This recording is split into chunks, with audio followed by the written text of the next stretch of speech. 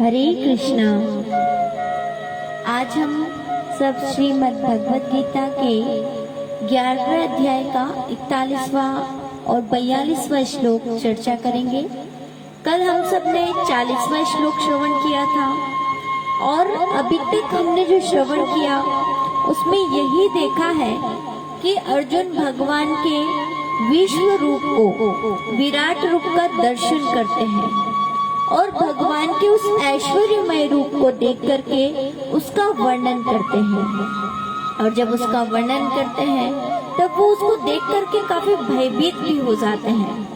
तब संजय अर्जुन की उस स्थिति का वर्णन करके धृतराष्ट्र को बताते हैं।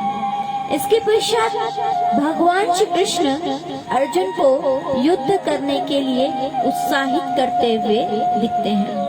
जिन दो श्लोकों में भगवान श्री कृष्ण अर्जुन को युद्ध के लिए उत्साहित करते हैं और स्वयं को कर्ता बताते हैं और अर्जुन को निमित्त मात्र बनने की प्रेरणा देते हैं और कहते हैं कि हे अर्जुन, अपनी अहंता और ममता को त्याग करो और निमित्त मात्र बन करके कार्य करो।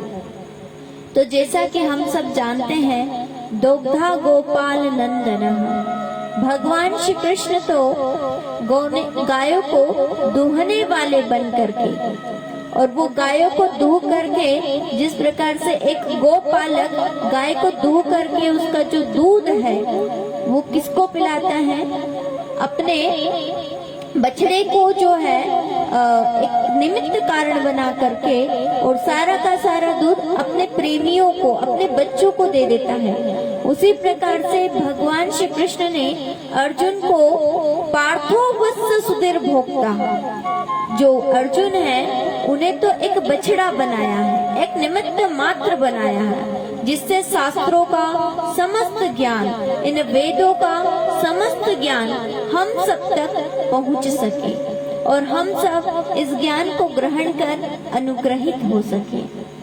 इसलिए अर्जुन तो जो है यहाँ पर निमित्त मात्र है, उसके मूल भगवान जी ने वो ज्ञान देना चाहते हैं, वो मुख्य तो हम हैं।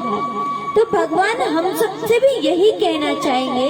कई लोग कहते हैं कि कर्म ही पूजा है, कर्म ही प्रमुख है। हाँ, कर्म है प्रमुख, लेकिन अहंता और ममता को छोड़ करके कर्म करना महत्वपूर्ण है। निमित्त मात्र होकर के कर्म करना, स्वयं को कर्ता जब मान करके हम कर्म करते हैं, तो अगर आप किसी को थोड़ा सा, किसी के लिए भलाई के लिए कुछ कर देंगे, लोक कल्याण के लिए जब आप कुछ कर देंगे, तब आपको अहंकार हो जाएगा। इसलिए भगवान श्री कृष्ण कह रहे हैं कि अहंता और ममता का त्याग करके कर्म करो।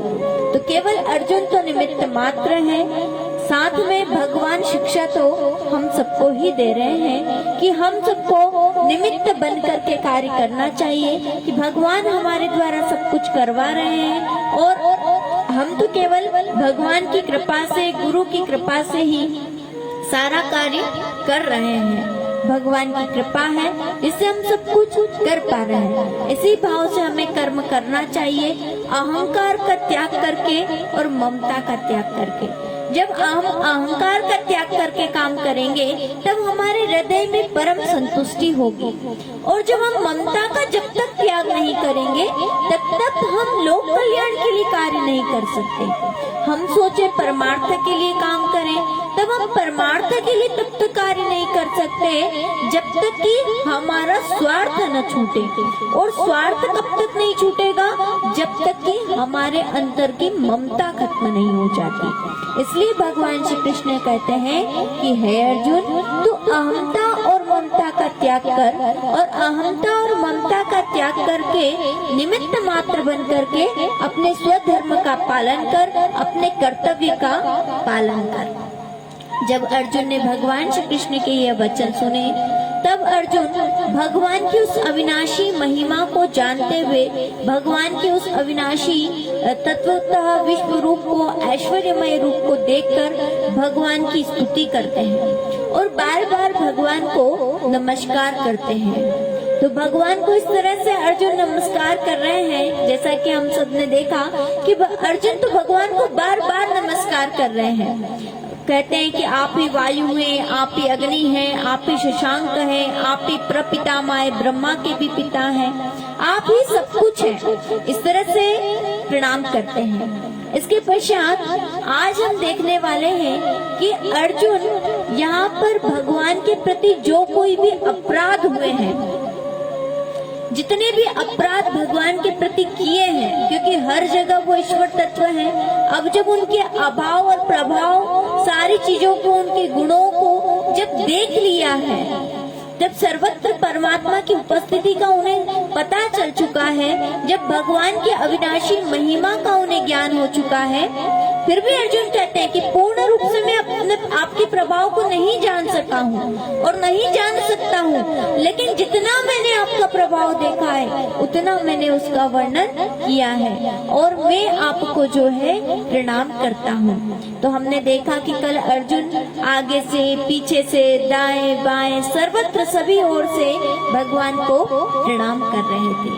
तो आज हम देखेंगे कि प्रणाम करके अर्जुन अब क्षमा याचना करते हैं। जैसे कोई राजा प्रजा के बीच में जब घूमने के लिए आए और राजा ने वेश बदल रखा हो, तो प्रजा उन्हें पहचान नहीं पाए और उनके प्रति कोई अपशब्द कह दे, लेकिन जब जैसे ही पहचानेंगे तो अत्यधिक सम्मान करने लगेंगे, उनसे क्षमा प्रार्थना करने लगेंगे। उसी प्रकार से यहाँ पर जब भगवान श्री कृष्ण को के उस विराट रूप का, उस ऐश्वर्यमय रूप का दर्शन किया, तो अर्जुन अपने द्वारा जितने भी प्रेम के वश होकर के जितने भी अपराध किए हैं, उन अपराधों का क्षमा प्रार्थना करते हैं। तो आइए देखते हैं श्रीमद् भगवत गीता के 11वें अध्याय के 41वें और 42वें श्लोक में कि अर्जुन किस प्रकार से भगवान से क्षमा प्रार्थना करते हैं। जो उन्होंने अनजाने में प्रेम के वश होकर के या भगवान की योग माया के वशीभूत होकर के जो अपमान किया है। अपमान का तात्पर्य है कभी भगवान को मित्र समझा, कभी भगवान को सखा समझा, कभी भगवान को अपना भाई समझा, बंधु समझा। तो ये जो अपराध किए हैं उनके लिए अर्जुन क्षमा प्रार्थना करते हैं। तो आइए हम सब देखते हैं क्या कहता है श्रीमद् भगवत गीता के 11वें अध्याय का 41वां श्लोक।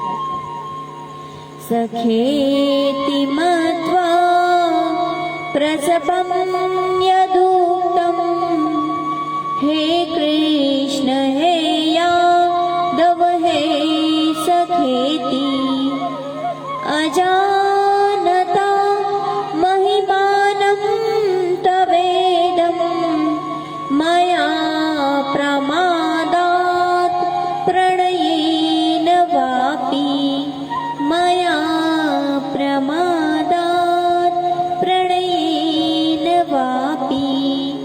यहाँ पर कहते हैं सखेति मत्वा प्रसभं यदुक्तम। सखेति का तात्पर्य होता है सखे, मैंने आपको सखा समझा, सखेति मत्वा। और सखा मतवा, मतवा मतलब मान करके, मैंने आपको अपना सखा समझा, सखा माना। और प्रसभम यानी कि हट पूर्वक, सखेति मत्वा प्रसभम यानी कि जबरदस्ती, प्रसभम मान लिया मैंने और मान करके हट पूर्वक, प्रसभम यद उक्तम और जो भी कहा, यद उक्तम यानी मेरे द्वारा जो भी आपके लिए कहा गया। सखेति मत्वा प्रसभं यदुक्तम, है प्रभु सखा मानकर हठ पूर्वक आपके लिए मैंने जो कुछ भी कहा है, हे कृष्ण हे यादव हे सखेति, मैंने कभी आपको अपने अनजानेपन में कभी तो सखा कहा, कभी मित्र कहा, और मित्र कैसे हो, कभी मैंने आपको यादव कहा कि है यदुवंशी आप कैसे हो, कभी मैंने आपको गोपाल भी कहा होगा, कभी मैंने आपको सखा कहा, तो कभी मैंने कृष्ण कहा। तो इस तरह से कई बार मैंने आपको कई कुछ कहा है। और फिर कहा अजानता महिमानम तवेदम, आपकी महिमा को न जानकर, अजानता, अजानता का तात्पर्य होता है अज्ञानता में, जब मैंने आपकी महिमा को न जाना तब।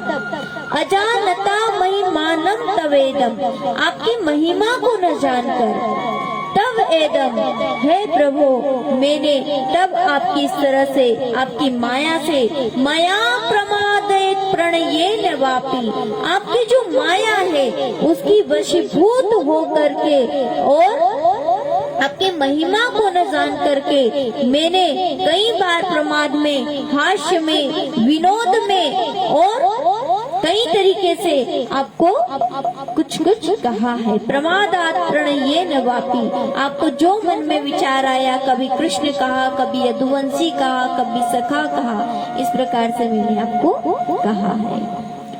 अगला श्लोक है यच्चावसार्थ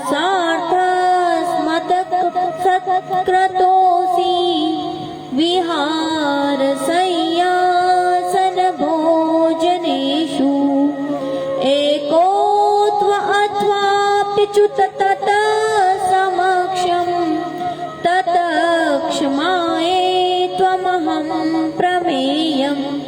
हे प्रभु मैंने आपकी महिमा को और आपके स्वरूप को न जानते हुए, मैं आपकी महिमा को नहीं जानता था, क्योंकि हम साधारणतया किसी भी व्यक्ति की महिमा को जान नहीं सकते।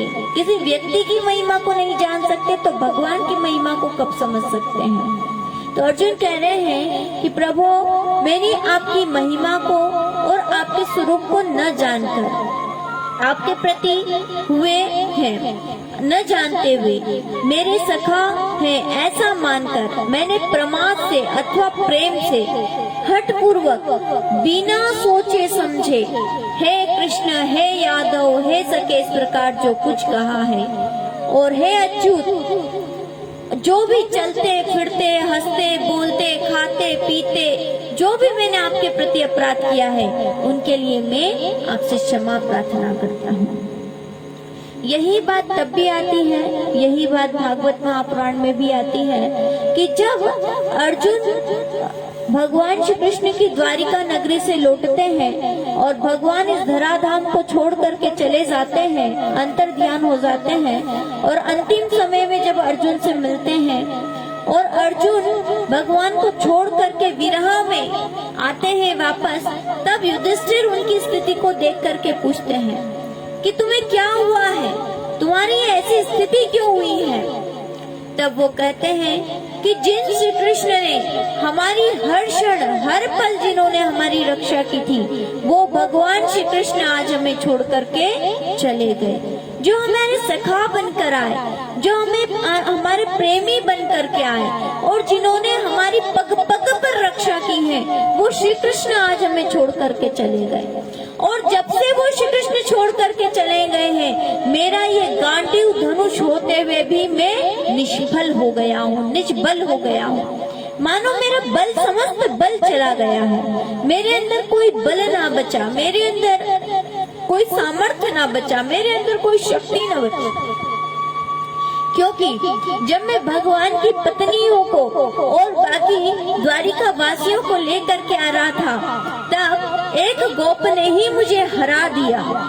तो इस तरह से अर्जुन कहते हैं कि मेरी समस्त शक्ति, हम पांडवों की समस्त शक्ति जिनके अंदर निहित थी, वो भगवान श्री कृष्ण हमें छोड़ करके चले गए हैं, इस धराधाम से चले गए।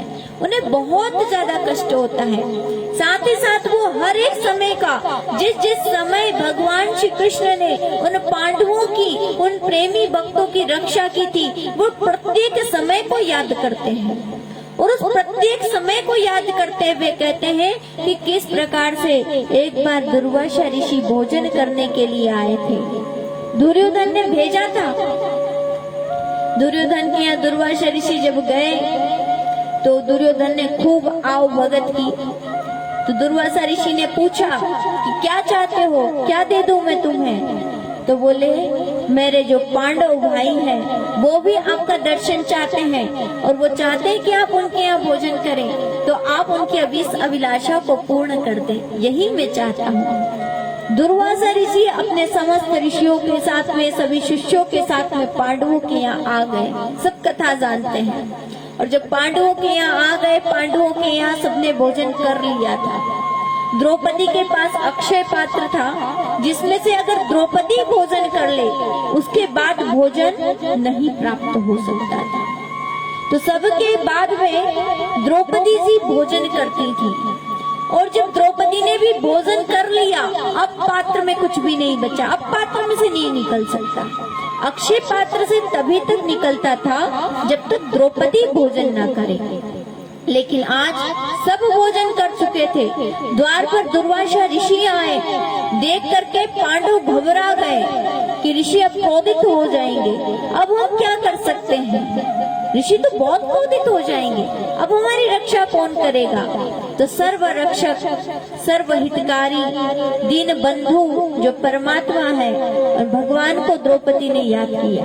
द्रौपदी घबराई नहीं, पांचों पांडव घबरा गए कि अब क्या होगा, अब तो दुर्वासा ऋषि श्राप देकर ही जाएंगे। लेकिन द्रौपदी को भगवान के ऊपर विश्वास था। द्रौपदी एक मिनट के लिए भी घबराई नहीं, बिल्कुल नहीं घबराई, और कहने लगी कि आप कहिए कि ऋषि को स्नान करके आए, तब तक मैं उनकी व्यवस्था करती हूँ। द्रौपदी ने चिंता नहीं की, रोने नहीं बैठी। द्रौपदी ने सर्वहितकारी, करुणा सिंधु, दीन बंधु भगवान को याद करना शुरू कर दिया। और जैसे ही भगवान को याद करना शुरू किया तो कहते हैं ना, भगवान ने अपने 4 प्रकार के भक्त बताए हैं। ये रामायण में भी बताए हैं और श्रीमद् भगवद गीता में भी बताए हैं। 7वें अध्याय के 18वें श्लोक में, चतुर्विधा भजन्ते माम, और 4 प्रकार के भक्त मुझे बसते हैं। तो कौन कौन से भक्त बसते हैं? आर्त, जिज्ञासु, अर्थार्थी और ज्ञानी। ये 4 प्रकार के भक्त भगवान को भजते हैं। तो यहाँ पर जो 4 प्रकार के भक्त में द्रौपदी जो बनी वो आतुरता भक्त कहलाती थी, आर्त भक्त कहलाती थी। सदैव ही भगवान को आतुरता के साथ पुकारती थी। तो द्रौपदी ने आतुरता से आर्त स्वर में भगवान को पुकारा कि हे प्रभु, आज अगर दुर्वासा ऋषि से कोई रक्षा कर सकते हैं तो वह केवल और केवल आप कर सकते हैं। आपके अलावा और कोई हमारी आज रक्षा करने में संभव नहीं है जो हमारी रक्षा कर सके। और आप तो भक्तों के रक्षक हैं, आप तो दीन बंधु हैं, आप तो गरीबों के रक्षक हैं, दीनों पर दया करने वाले हैं। तो आज आप हमारी रक्षा कीजिए। जब आर्त स्वर में द्रौपदी ने पुकारा तो भगवान द्वार पर आ गए और द्रौपदी से कहने लगे, बड़ी भूख लगी है, कुछ भोजन मिलेगा। बड़ी जोर से पेट पर हाथ घुमाते हुए श्री कृष्ण आए और कहने लगे, आज तो बड़ी भूख लगी है, भोजन में क्या मिलेगा। द्रौपदी हंसती हुई कहने लगी, प्रभु, हे कृष्ण, हे गोविंद, आप भी बड़ी लीला करते हैं, आप भी बड़ी नाटकीय लीला करते हैं। आप जानते हैं कि मैंने आपको क्यों पुकारा है, कुछ भी नहीं है भोजन में और आप भोजन मांग रहे हैं। उन्होंने कहा, पात्र तो दो, पात्र तो दिखाओ। और जैसे ही पात्र लिया उसमें शाक का एक पत्ता था, उस पत्ते को भगवान ने पाया और जहाँ भगवान ने प्रसाद पाया और वहाँ जाकर के समस्त ऋषियों का, दुर्वासा ऋषि के साथ जितने भी शिष्य थे, जितने भी ऋषिगण थे, सब पेट भर भर डकारने लगे। सबका पेट भर गया, सब एकदम इतना भोजन, जैसे खूब भोजन से तृप्त हो। अब थोड़ा सा भी भोजन नहीं किया जा सकता। आज तक ऐसी तृप्ति नहीं हुई जैसी तृप्ति आज हुई थी, ऐसी तृप्ति। सब दुर्वासा ऋषि कहने लगे कि अब भीमसेन आ रहे बुलाने के लिए, भीमसेन बुलाने के लिए आए, इसके पहले सब धीरे से अपने कमंडल लेकर के निकल लो, क्योंकि अब भोजन करने की क्षमता नहीं रही। तो इस तरह से हम सब देख सकते हैं कि भगवान ने एक जगह पर नहीं, कई जगहों पर इनकी रक्षा की है। तो अर्जुन सारे स्थानों को याद करते हुए बताते हैं कि जब हमें लाक्षागृह में जलाया जा रहा था, उस समय भगवान ने हमारी रक्षा की। जब भीष्म पितामह के द्वारा मुझे बाणों से बींधा जा रहा था और शायद उस दिन भीष्म पितामह मेरा वध कर देते, लेकिन भगवान श्री कृष्ण ने, भक्त वत्सल भगवान ने अपनी प्रतिज्ञा तोड़ करके भी मेरी रक्षा की और अब तक मैं उन्हें अपना सखा मानता आया, जो हर जगह मेरी रक्षा करते आए। और जहाँ पर हम पांचों पांडव पूरी तरह से हार चुके थे, वहाँ पर द्रौपदी की उस करुण पुकार को सुन करके वस्त्र के रूप में आकर के प्रभु ने हम सबकी लाज बचाई। क्षण क्षण प्रति क्षण भगवान हमारी रक्षा करते रहे। ऐसे भक्त वत्सल भगवान को मैं पहचान न सका, उनके प्रभाव को ना जान सका, उनके गुणों को न जान सका। और वहाँ पर भी अर्जुन यही कहते हैं कि मैं उन्हें जीवन भर प्रेमी सखा यही कहता रहा। इसका वर्णन श्रीमद् भागवत महापुराण के पहले स्कंद के 15वें अध्याय के 19वें श्लोक में किया गया है कि किस तरह से अर्जुन जो है बताते हैं कि मैंने भगवान का कहाँ पर किस तरह से जो है भगवान ने मुझ पर कृपा की है। 15वां अध्याय पूरा ही अर्जुन वर्णन करते हैं कि भगवान किस तरह से अपने भक्तों पर कृपा करते रहते हैं। और किस तरह से अर्जुन ने कई बार ये बात जो अर्जुन यहाँ पर कह रहे हैं, यही बात भागवतम में भी लिखी गई है कि भगवान श्री कृष्ण के साथ सोने, बैठने, घूमने, बातचीत करने और भोजन आदि करने में मेरा उनका ऐसा सहज भाव हो गया था कि मैं कभी कभी है मित्र तुम बड़े सच बोलने वाले हो ऐसा कहकर आपेक्ष भी करता था। परंतु वे महात्मा प्रभु अपने बड़प्पन के अनुसार मुझ बुद्धि के उन समस्त अपराधों को वैसे ही सहते रहते थे जैसे मित्र अपने मित्र के अपराध को या पिता अपने पुत्र के अपराध को क्षमा किया करता है। तो यहाँ पर अर्जुन फिर से कहते हैं कि भगवान ने भगवान होकर के भी मेरे समस्त अपराधों को क्षमा किया, क्योंकि यहाँ पर देखा गया कि जब भक्त अत्यधिक प्रेम में आ जाता है, जब भक्त वत्सल भगवान अपने समक्ष अपने भक्त के समक्ष मानव देह धारण करके आते हैं, तब कभी कभी भक्त भगवान की उन दिव्यता को उनकी दिव्यता को नहीं समझ सकते, उनके पुरुषोत्तम भगवान के दिव्य स्वरूप को समझ नहीं पाता है। और जब वो नहीं समझ पाता है तब प्रेम के वशीभूत होकर के भगवान के समान सामान्य नाटकीय लीला करने लग जाता है। वैसे ही कार्य करता है जैसा कि भगवान करवाना चाहते हैं, क्योंकि भगवान सदैव ही अपने भक्त को प्रेम और आनंद देना चाहते हैं।